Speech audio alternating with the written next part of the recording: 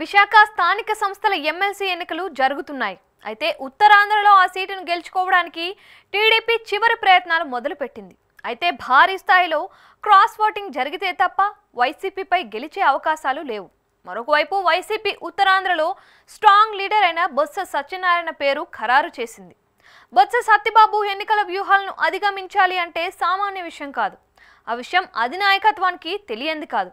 ఎందుకంటే టీడీపీ కూటమి విజయం సాధించాలి అంటే ఆషామాషి విషయం కాదు. ఎన్నో ఎత్తుగడలు వేయాల్సి ఉంటుంది. అవతల పార్టీ నుంచి తమ వైపునకు తిప్పుకోవాల్సి ఉంటుంది.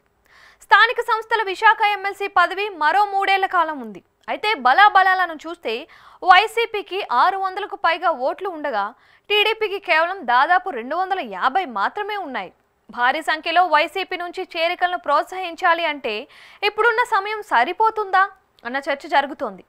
పదవులు, మరొక రకమైన ప్రలోభాలు పెట్టేందుకు ఉత్తరాంధ్రలో ఇప్పుడు టీడీపీ కూటమికి సరైన నేత లేరు. నేతలు లేరని కాదు, ఉన్నారు. కానీ సీనియర్ నేతలు ఎవరికీ మంత్రి పదవులు దక్కలేదు. ఆర్థికంగా బలమైన నేతలు, సామాజిక పరంగా స్ట్రాంగ్ అయిన నేతలు ఉన్నారు. అయితే వారెవ్వరికీ మంత్రి పదవులు దక్కకపోవడంతో కొంత దూరంగా ఉండే అవకాశం ఉంది. హోంమంత్రి బంగళపూడి అనిత ఉన్నారు. అయితే ఆమె ఎంతవరకు వైసీపీ ఓట్లను తమ వైపునకు తిప్పుకోగలుగుతారు అన్నది అనుమానమే. మరో సీనియర్ నేత అయ్యన్న పాత్రుడు స్పీకర్గా ఉన్నారు. ఆయన నేరుగా ఈ ఎన్నికల్లో జోక్యం చేసుకోలేని పరిస్థితి. ఇక సీనియర్ నేత గంటా శ్రీనివాసరావు, కళా వెంకట్రావు, అశోక్ గజపతిరాజు, బండారు సత్యనారాయణ మూర్తి వంటి వారు ఉన్నప్పటికీ వారు ఎంత మేర ఈ ఎమ్మెల్సీ ఎన్నికల్లో మనసు పెట్టి పనిచేస్తారు అన్నది అనుమానమే. టీడీపీ నేతలను సమన్వయం చేసుకొని వైసీపీ ఓట్లను తమ వైపునకు తిప్పుకునేందుకు సరైన నేత మాత్రం కనిపించడం లేదు. అదే ఇప్పుడు మైనస్ పాయింట్గా కనిపిస్తోంది. మరోవైపు టీడీపీ రాష్ట్ర అధ్యక్షుడిగా పల్లా శ్రీనివాసరావు ఉన్నారు. ఆయన ఒక్కరే కొంత సమన్వయం చేయగలిగిన నేతగా కనిపిస్తున్నారు.